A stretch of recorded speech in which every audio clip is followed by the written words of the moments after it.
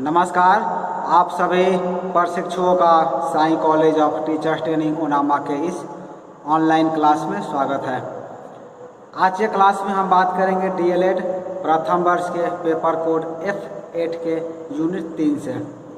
जैसा कि आप सभी को ज्ञात होगा, डीएलएड प्रथम वर्ष के पेपर कोड F8 के यूनिट 3 में आप सभी को पढ़ना है भाषाई क्षमताओं का विकास, सुनना एवं बोलना। तो सुनने एवं बोलने के अंतर्गत हम पिछले वीडियो में बात कर रहे थे सुनने को प्रभावित करने वाले कारक के बारे में। हमने कारक के बारे में जाना था और उसे दूर करने के उपाय के बारे में भी हम विस्तार से पिछले वीडियो में बात किए थे, चर्चा किए थे।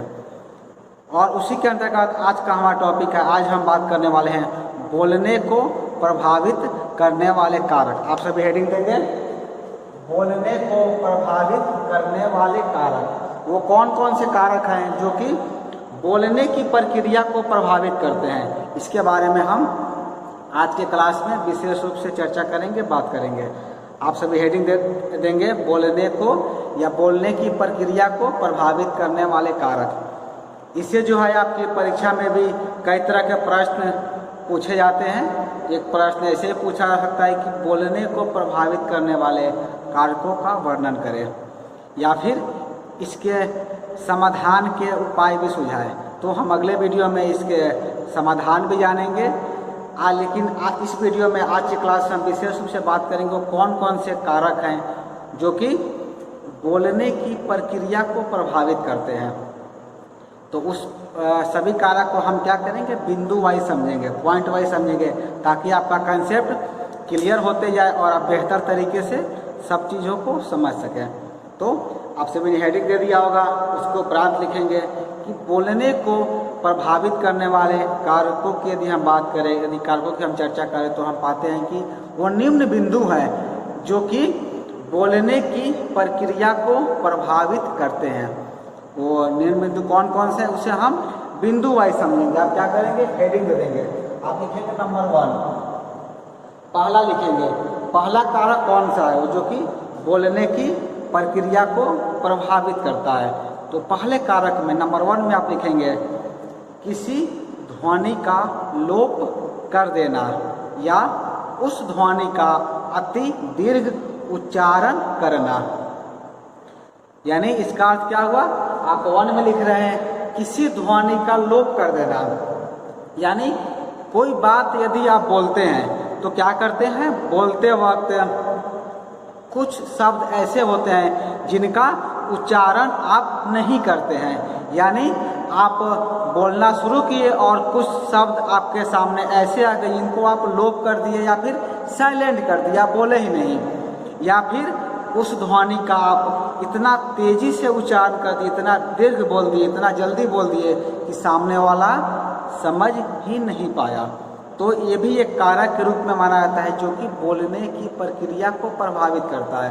तो आपको क्या करना है, कोई शब्द यदि आप बोल रहे हैं या क्लास में कुछ पढ़ा रहे हैं तो क्या करेंगे, आप मीडियम लहजे में बोलेंगे, ध्यान से बोलेंगे, किसी भी शब्द को लोप नहीं करना है और किसी भी ध्वनि को अति दीर्घ उच्चारण नहीं करना है, ताकि आपके जो सुनने वाले हैं उनको बाधा नहीं पहुँचे और बेहतर तरीके से उस चीज़ों को सुन सके। चलिए, पहला हो गया। अब आप सेकंड में लिखेंगे, दूसरे में लिखेंगे, दूसरे बिंदु में आपको लिखना है किसी ध्वनि का अल्प उच्चारण करना। जैसे कि हमने 1 में जाना था, 1 में क्या होता है, किसी ध्वनि को आप लोप कर देते हैं, साइलेंट कर देते हैं, किसी ध्वनि को आप बहुत तेजी से बोल देते हैं। दूसरा कारक क्या है, दूसरे कारक में आप लिखेंगे, दूसरा कारक है किसी ध्वनि का अल्प उच्चारण करना। अल्प उच्चारण की आधा अधूरा उच्चारण करते हैं, थोड़ा सा उच्चारण करते हैं। तो ये भी एक कारक के रूप में कार्य करता है, जिससे कि बोलने की प्रक्रिया को प्रभावित करने वाले में भी एक कारक आते हैं। तो यदि ऐसी कोई समस्या आपके पास है, आप शिक्षक बन रहे हैं, तो इन सभी प्रक्रियाओं को आपको दूर करना है, तभी आप बेहतर तरीके से बोल सकते हैं, बेहतर से आप एक स्पीकर बन सकते हैं। चलिए, तीसरा में आप लिखेंगे, थर्ड में आपको लिखना है, थर्ड प्रक्रिया कौन सा है, तो तीसरा में लिखेंगे कि शब्दों को चबा चबाकर या फिर अति द्रुत गति से बोलना। बहुत लोग क्या करते हैं, जो कोई शब्द बोलते हैं तो वो शब्दों को चबा कर या फिर अति द्रुत गति से बहुत तेज़ी से बोल देते हैं, या फिर ऐसे बोलते हैं जिसके सामने वाला व्यक्ति समझ ही नहीं पाता है। तो ये भी एक कारक के रूप में कार्य करता है। तो वैसे भी आपको नहीं उच्चारण करना है, वैसे भी शब्दों को नहीं बोलना है। चलिए 3 आपका हो गया, 3 बिंदु। आप लिखेंगे चौथे बिंदु में, नंबर 4 में आपको लिखना है। चौथे में आप लिखेंगे किसी शब्द की ध्वनि को उलट देना। किसी शब्द की ध्वनि को उलट देना यानी आप देखेंगे बहुत ऐसे शब्द होते हैं जिनकी ध्वनि अलग होती है, उनको हम अलग तरीके से उच्चारण करते हैं, अलग तरीके से बोलते हैं। तो बहुत लोगों के द्वारा क्या किया जाता है, जब ऐसे शब्दों को बोला जाता है तो उसकी ध्वनि को उलट दिया जाता है या उसकी ध्वनि के अनुसार नहीं बोला जाता है, जो भी एक बोलने की प्रक्रिया में प्रभावित करती है, बोलने की प्रक्रिया में कारक के रूप में वो भी कार्य करती है। इसको उपरांत हम लिखेंगे 5वें नंबर में। 5वें बिंदु में आपको लिखना है, 5 में लिखेंगे आप सुर, बलाघात तथा आरोह अवरोह का गलत प्रयोग। ये भी एक कारक के रूप में काम करता है। कोई शब्द हम बोलते हैं तो उसके आरोह और अवरोह का हम गलत तरीके से प्रयोग करते हैं। सुर कैसा लगाना चाहिए, बलाघात कैसा होना चाहिए, इन सब पर भी हमें विशेष ध्यान देना है ताकि हम बोलने की प्रक्रिया को बेहतर तरीके से प्रयोग कर सके। ये भी एक कारक के रूप में कार्य करता है। ये 5 हो गया। आप लिखेंगे आप 6ठे बिंदु में, 6ठे नंबर पर आपको लिखना है, 6 में आपको लिखना है सामाजिक परंपरा का गलत होना। यानी 6ठे में आपने क्या लिखा, सामाजिक परंपरा का गलत होना। होता क्या कई बार कि ऐसी सामाजिक स्थिति में या फिर हम वैसे परिवेश में रहते हैं जहाँ पर एक परंपरा हो जाती है, किसी क्या होता है कि उस शब्दों को वैसे ही वहाँ के लोगों के द्वारा, वहाँ समाज के द्वारा बोला जाता है। तो सामाजिक परंपरा के अनुसार भी चीज़ों को लोग गलत बोलते हैं। यदि हम उदाहरण की बात करें तो जब हम पीजी कर रहे थे, तो मेरा पीजी जो है बनारस काशी विद्यापीठ से हुआ, बनारस से हुआ है। तो जब हम बनारस यूपी में रह रहे थे तो वहाँ पर हमने एक शब्द सुना जिसे हम लोग कॉलेज बोलते हैं। तो वहाँ के लोग, यूपी के लोग खास करके कुछ वर्ग जो है कॉलेज को कॉलेज बोलते हैं। तो ये क्या होता है, हम सभी तो कुछ कॉलेज कहते हैं लेकिन उनके द्वारा कॉलेज कहा जाता है। तो ये क्या होता है, एक सामाजिक परंपरा गलत हो जाना।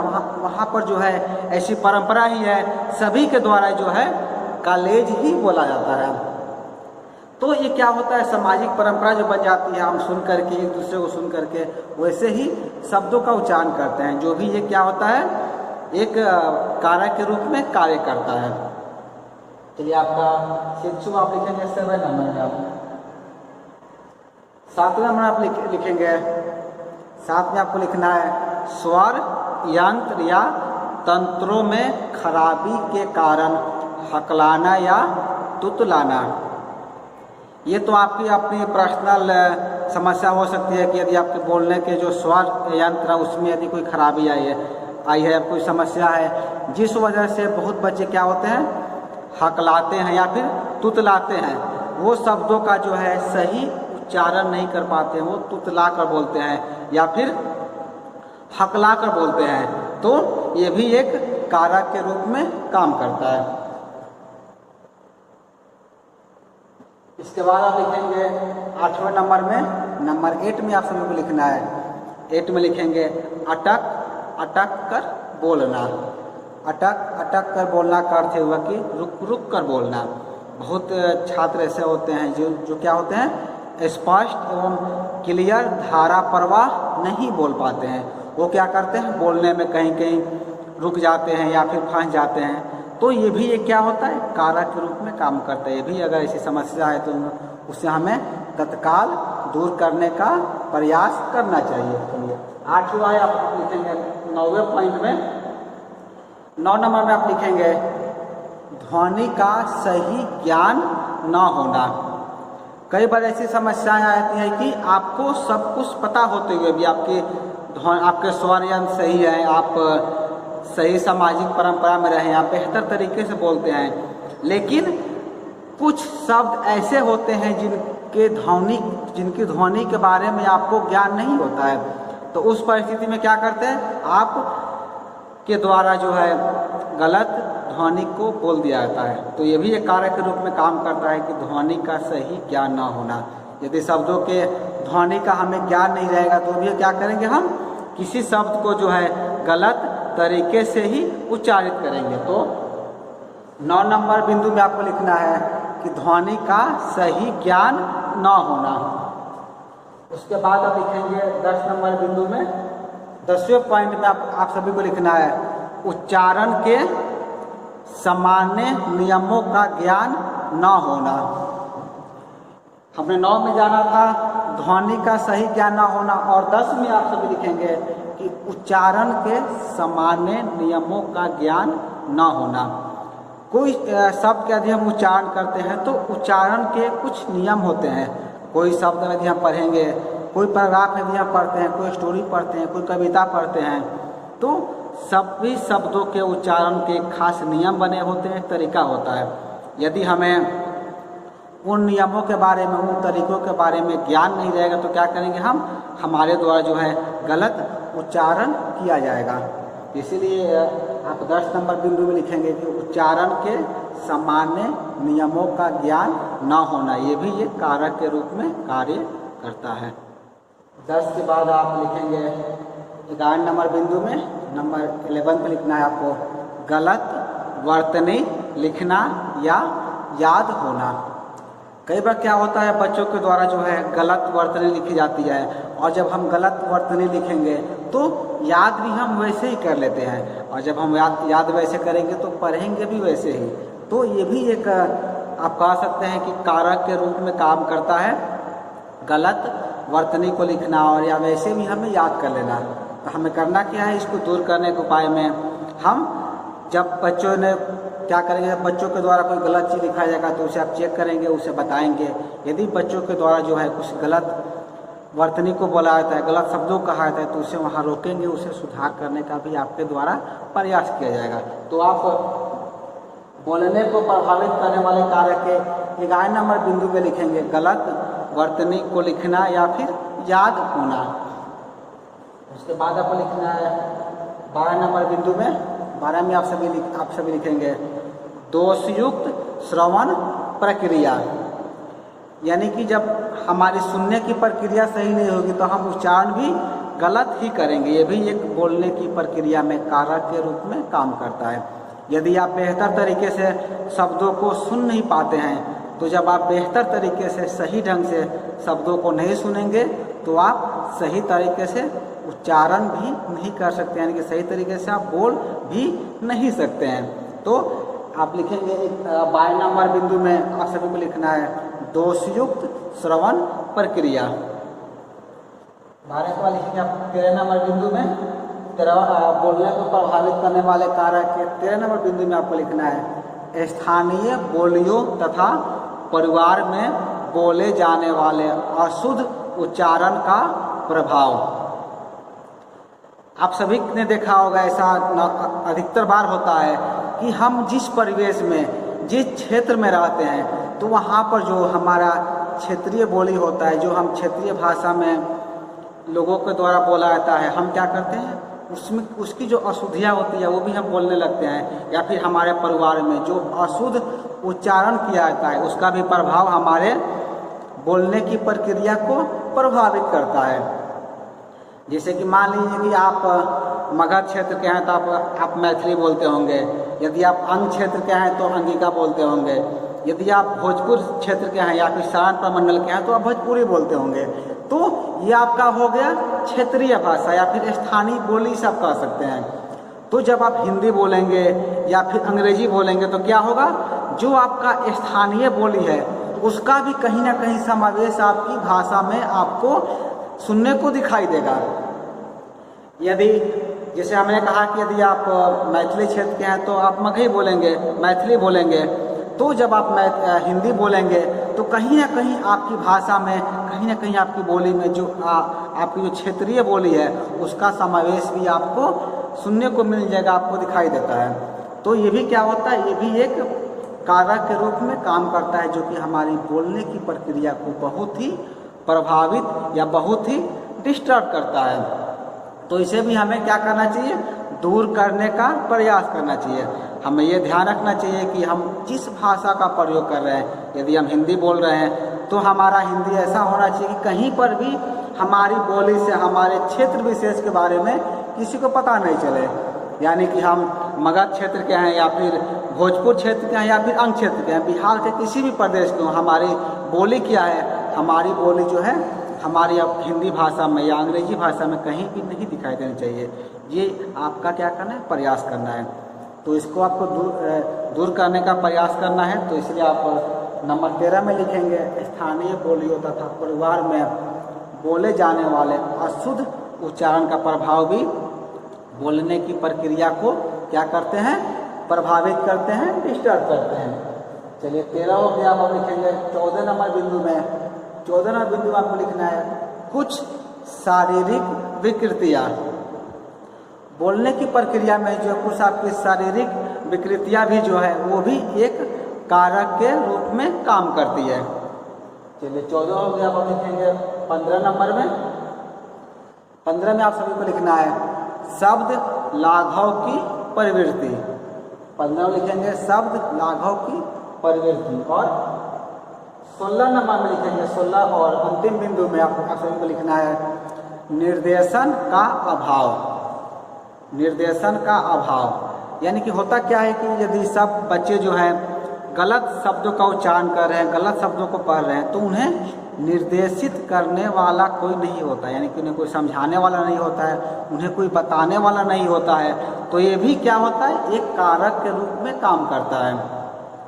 यानी कि हम कोई काम कर रहे हैं, यदि हम ये वीडियो बना रहे हैं, हम आपसे ये क्लास ले रहे हैं, तो ये क्लास अच्छा हो रहा है कि अच्छा नहीं हो रहा है, कहाँ कमी है, कहाँ पर हम इसे दूर कर सकते हैं, ये काम कौन करता है, एक निर्देशन जो होते हैं उनके द्वारा, एक डायरेक्टर के द्वारा काम किया जाता है। तो यदि आप क्लास में बच्चों को पढ़ा रहे हैं तो आप ये क्या करते हैं, आपका काम एक निर्देशक का होता है, यानी बच्चे जो भी गलती करेंगे उस गलती को बताना, उन्हें सुधारने का काम आपका होता है।